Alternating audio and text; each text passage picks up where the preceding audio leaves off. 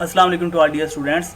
मैं आपका tutor Raza Latif theory of optimisation lecture number 28 deliver करने जा रहा हूँ। आज जो हमारा टॉपिक होगा ऑप्टिमाइजेशन टेक्निक के मेथड से है और इस मेथड का नेम है बाइसेक्शन मेथड।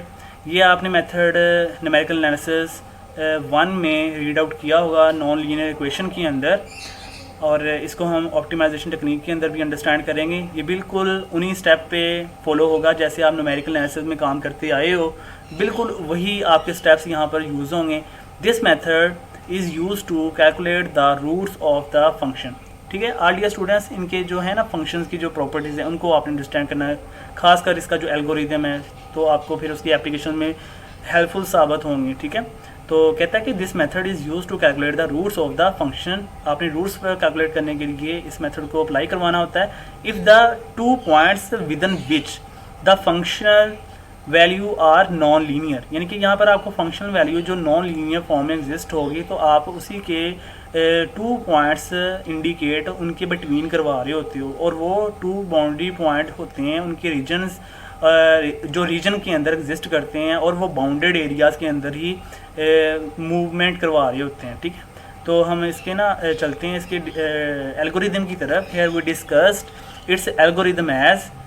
तो एल्गोरिदम में कुछ स्टेप्स हैं, उनको आपने फॉलो करना है और उसी के अकॉर्डिंग आपका ये जो बाइसेक्शन मेथड है ये अच्छे तरीके से अंडरस्टैंड हो जाएगा। अच्छा, तो एक चीज़ मैंने आपको बताना समझना था कि जो इसका जो एक और नेम होता है ना वो बोल्ज़ानो हाल्विंग मेथड भी है या इंटरवल हाल्विंग मेथड भी होता है। तो ये आपने माइंड में इसके नेम्स भी याद रखने हैं MCQs पॉइंट की अकॉर्डिंग।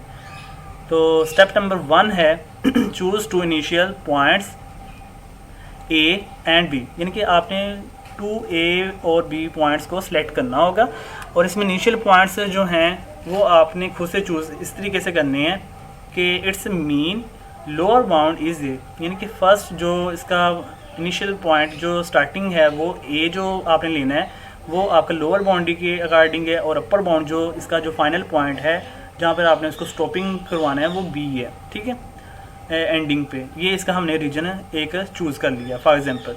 तो such that f of a is less than 0। अब इस जो आपने 2 आपने सेलेक्ट करनी है ना पॉइंट A और B, उस पर कुछ आ जाती हैं रिस्ट्रिक्शन। अब वो रिस्ट्रिक्शन कुछ इस सेंस में है कि अगर आप उस A पे फंक्शन अप्लाई करो और वो आंसर आपको 0 से लेस दे, मतलब negative they, f of a less than 0, it's mean वो 0 आपको क्रिएट करे। f of b is greater than b, इसका मतलब है कि अगर आप b जो लोअर बाउंड अपर बाउंड है उस पर आप फंक्शन अप्लाई करो वो ग्रेटर देन आंसर 0 दे, यानी कि पॉजिटिव नंबर दे, तो वो आपको चूज़ ऐसे पॉइंट करने, और वो ऐसे होने चाहिए कि आप उनका जो डॉट प्रोडक्ट यानी कि मल्टीप्लाई करें। Also if f of a dot f of b less than 0, यानी कि उन दोनों को आपने मल्टीप्लाई किया, यानी कि ये नेगेटिव आंसर है ये पॉजिटिव आंसर है, दोनों को मल्टीप्लाई किया और आपको आंसर क्या मिला अगेन 0 से लेस, यानी कि नेगेटिव नंबर मिलेगा अगेन। तो वो आपने वो रीजन सेलेक्ट करना होगा। ठीक है, यानी उन दोनों का जो प्रोडक्ट होगा वो ऑलवेज लेस दैन 0 आए तो वो आपके पास रीजन सेलेक्ट होगा। ये आगे मैंने बताया हुआ है।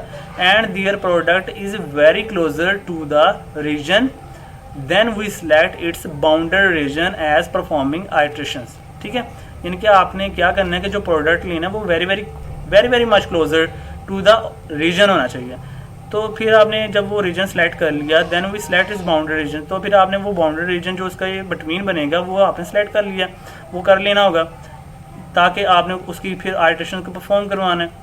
ठीक है, और इसके लिए फिर स्टॉपिंग क्राइटेरिया भी होता है कि स्टॉपिंग के लिए क्या करना है कि आपके पास जो एप्सिलॉन है, if epsilon value is given, अगर एप्सिलॉन गिवन है तो फिर आपने उसी को फॉलो करना है। Then we follow only its iteration performance, तो आपने उसकी आइट्रेशन को उसी के अकॉर्डिंग एप्सिलॉन के अकॉर्डिंग मूव करवाना होगा। और अगर अदरवाइज आपके पास एप्सिलॉन गिवन ना हो फिर आपने एप्सिलॉन को खुद से सिलेक्ट कर लेना है, और वो सिलेक्ट ऑलवेज आप ना 0.2 रखेंगे, otherwise we select its tolerance point, यानी एप्सिलॉन इज इक्वल है 0.2। ठीक है, तो सेट आपने फिर जो इंट्रोड्यूस करवाए हुए हैं, यानी कि आपके पास लोअर बाउंड A है अपर बाउंड B है, तो लोअर बाउंड जो नेगेटिव है आपने उसको x1 का नेम लेना होता है, यानी सेट x1, और जो अपर बाउंड B है जो पॉजिटिव फॉर्म में है तो x2 is equal to B ले लेना है। ठीक है, उसके बाद स्टेप नंबर 2 के अंदर आपने क्या करना है, जब आपके पास x1 और x2 चूज़ कर लिए फिर आपने उसके लिए ना एक रिज़ल्ट यूज़ करना है, जो इसका फॉर्मूला होता है बाइसेक्शन मेथड का। उसके लिए ये रिजल्ट होता है कि कैलकुलेट आपने करना है z इक्वल है x1 प्लस x2/2, यानी कि आपने जो 2 पॉइंट्स चूज़ कर लिए उनका जो सम अप है वो डिवाइड 2 होगा, यानी उनका हाफ, यानी इन दोनों को ऐड किया और उस 2 पे डिवाइड कर दिया। तो ये बोल्ज़ानो यानी कि इंटरवल हाल्विंग या फिर इसका जो जनरल नेम है बाइसेक्शन मेथड, वो इसको फॉलो करेगा। And then after this we have to find, फिर आपने क्या करना है, जब आपने z को कैलकुलेट कर लिया, z आपको एक वैल्यू जनरेट हो गई, फिर उस z के ऊपर आपने फंक्शन को अप्लाई करवाना है। उस फंक्शन पे जब z होल्ड होगा तो उसका कुछ ना कुछ फंक्शन के अकॉर्डिंग जो आंसर आएगा फिर वो आपने राइट कर देना है। उस जो राइट किए हुए आंसर को फिर आप ना चेक करेंगे कि वो नेगेटिव है या पॉजिटिव है, उसके फिर अकॉर्डिंग वो हम स्टेप नंबर 3 में बात करेंगे कि अगर वो नेगेटिव आता है तो फिर क्या करना पड़ेगा, अगर वो कह लें कि आंसर पॉजिटिव आया था तो फिर क्या करना पड़ेगा। तो वो थोड़ी सी डिस्कशन है, वो हम स्टेप नंबर 3 में देखेंगे। तो स्टॉपिंग क्राइटेरिया के लिए क्या होता है कि step number 3, if F of G का जो मॉडुलस है वो अगर लेस देन एप्सिलॉन हो जाता है, तो एफ ऑफ जी का जो मॉड आपने मॉडुलस वैल्यू ली तो वो अगर आपको एप्सिलॉन से लेस नंबर शो करवाए तो आपने उसको अपने प्रोसेस को टर्मिनेट करवा देना है। अगर आपके पास ये कुछ इस सेंस में केस आ जाते हैं कि जी वो if F of G less than zero, यानी कि ज़ीरो से वो लेस नंबर जनरेट करवा दिया, तो अगर वो एफ ऑफ जी, ये मॉडुलस नहीं है यहाँ पे, ठीक है, एफ ऑफ जी है, सिंपल मॉडुलस यूज़ करवाना है जस्ट आपने स्टॉपिंग क्राइटेरिया के अंदर ओनली ऑन। तो जब आपने ये कुछ केस अंडरस्टैंड करने के, जब आपके पास एफ ऑफ जी, ये वाला एफ ऑफ जी जब आपने कैलकुलेट कर लिया, जी कैलकुलेट किया होगा, जी के ऊपर आपने फंक्शन अप्लाई किया, कुछ आंसर आया, और वो जो आंसर आएगा वो नेगेटिव भी हो सकता है, वो पॉजिटिव भी हो सकता है, ठीक है, उसकी बात हो रही है। अगर वो कह लें कि 0 से लेस मतलब नेगेटिव आता है, then we set x1 is equal to z।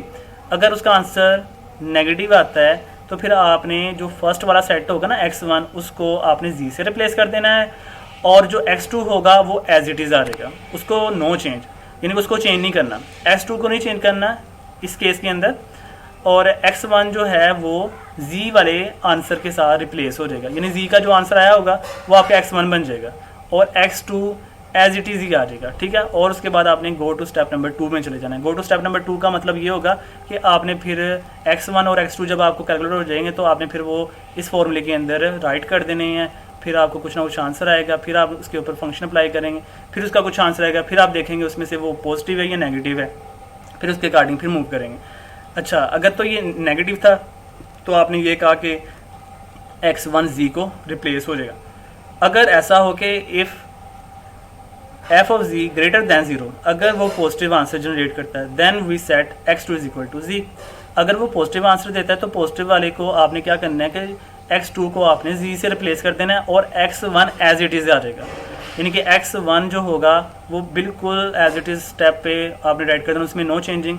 लेकिन आपने ग्रेटर दैन जो 0 से आंसर आएगा आपने उस फंक्शन के अकॉर्डिंग सेट जो ड्राइव करना है उसमें x2 फिर z से रिप्लेस हो जाएगा, और फिर इसी तरीके से गो टू स्टेप नंबर 2 में मूव कर जाएंगे। फिर वहाँ से आप formula z equal to x1 plus x2/2 write करेंगे, और वहाँ से आपको फिर z मिलेगा, फिर फंक्शन अप्लाई करें, फिर वहाँ से सिलेक्ट करते। ये तब तक क्राइटेरिया कंटिन्यू रखना है जब तक आपने एफ ऑफ जी का whole modulus less than epsilon show करवाना दें। जब तक वो एप्सिलॉन से छोटा नंबर नहीं आ जाता तब तक आपने ये परफॉर्म आइटरेशन करते रहना है, और फिर उसी के अकॉर्डिंग वो जो टर्मिनेशन होगी वो रीच हो जाएगी और वो अपने पॉइंट्स तक इंडिकेट हो जाएगा, ठीक है। तो इंशाल्लाह हम इसकी एप्लीकेशंस नेक्स्ट लेक्चर में करेंगे। तो आज आपने इसको एल्गोरिथम को अंडरस्टैंड करना है और फर्दर हम इसकी एप्लीकेशन बड़ी डिटेल के साथ करेंगे, ठीक है। और जो प्रीवियस आपका जो लेक्चर गुजर चुका है आइले लेग्रांज इक्वेशन के रिलेटेड कुछ एप्लीकेशंस आप लोगों को प्रैक्टिस करने के लिए होमवर्क दी थी, उनको भी अच्छे तरीके से तैयार कर लेना है। ख्याल रखिएगा डियर स्टूडेंट्स, दुआ में ये रखना। अल्लाह हाफिज़। अगर किसी किस्म की फिर भी कोई कन्फ्यूजन हो तो आप अपना क्वेश्चन मुझसे अंडरस्टैंड कर सकते हो, ठीक है। अल्लाह हाफिज़ एंड स्टे ब्लेस्ड।